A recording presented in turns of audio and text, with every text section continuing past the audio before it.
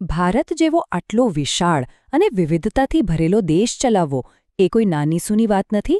વિચારો, કેટલી બધી ભાષાઓ, સંસ્કૃતિઓ અને જરૂરિયાતો. આ બધું એક જ જગ્યાએથી કેવી રીતે સંભાળી શકાય? તો આપણા બંધારણના ઘડવૈયાઓએ આનો શો રસ્તો કાઢ્યો. એમણે એક એવી સિસ્ટમ બનાવી જે ભાગીદારી અને સત્તાની વહેંચણી પર ચાલે છે. ચાલો આજે આ અનોખી વ્યવસ્થાને ઊંડાણપૂર્વક સમજીએ. તો સૌથી મોટો સવાલ એ જ છે કે જ્યારે દેશ એક છે પણ સરકારો અનેક, ત્યારે આખરી સત્તા કોની પાસે? કાયદા કોણ બનાવશે? દેશના પૈસાનું સંચાલન કોણ કરશે? અને માની લો કે કોઈ મુદ્દે મતભેદ થાય તો છેલ્લો શબ્દ કોનો ગણાશે? આ બધા જટિલ સવાલોના જવાબ આપણા બંધારણમાં ખૂબ જ સ્પષ્ટ રીતે આપવામાં આવ્યા છે. આ આખી સિસ્ટમનો પાયો છે આપણું બંધારણ. એક એવી માર્ગદર્શિકા છે જે કેન્દ્ર અને રાજ્યો બંનેને પોતપોતાની ભૂમિકા અને મર્યાદા સમજાવે છે. ખાસ કરીને બંધારણનો ભાગ 11, જેમાં અનુચ્છેદ 245થી 263 છે, તે આ ભાગીદારીના નિયમોને સ્પષ્ટપણે વ્યાખ્યાયિત કરે છે. એક રીતે કહીએ તો આ ટીમ ઇન્ડિયાની ગેમ પ્લાન બુક છે. આ સંબંધોને મુખ્યત્વે 3 ભાગમાં વહેંચી શકાય છે. પહેલું, કાયદા બનાવવાની શક્તિ, એટલે કે નિયમો કોણ બનાવશે.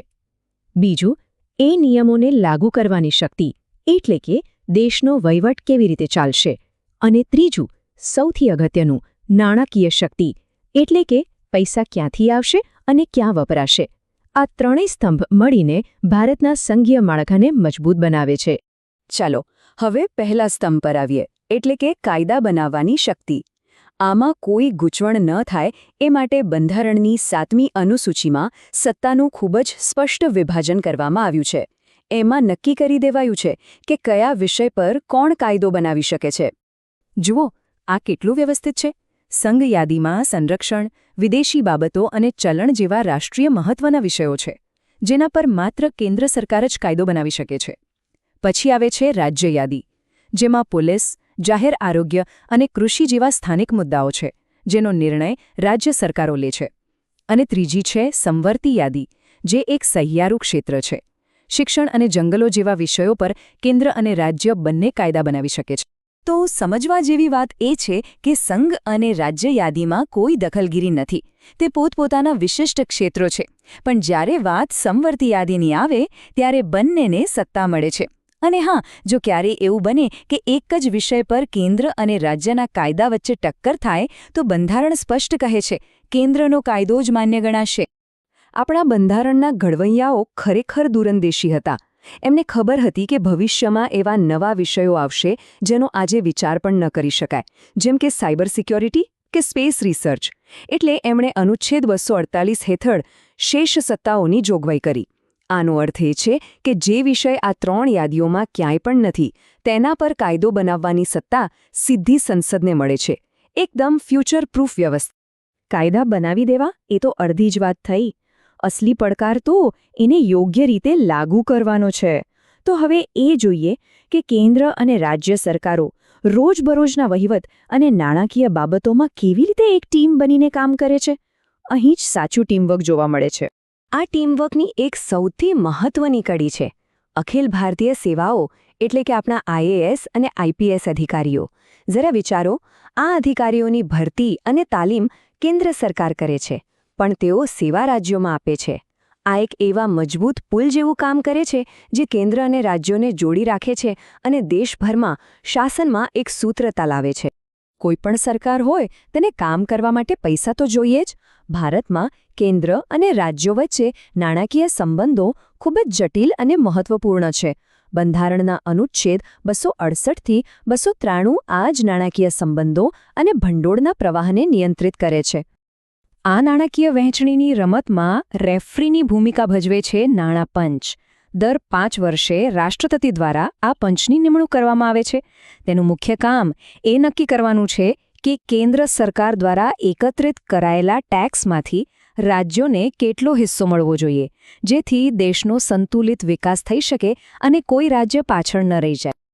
ચાલો આખી પ્રક્રિયાને એકદમ સરળ રીતે સમજીએ. મોટાભાગના મુખ્ય ટેક્સ જેમ કે ઇન્કમ ટેક્સ અને જીએસટી કેન્દ્ર સરકાર એકત્ર કરે છે.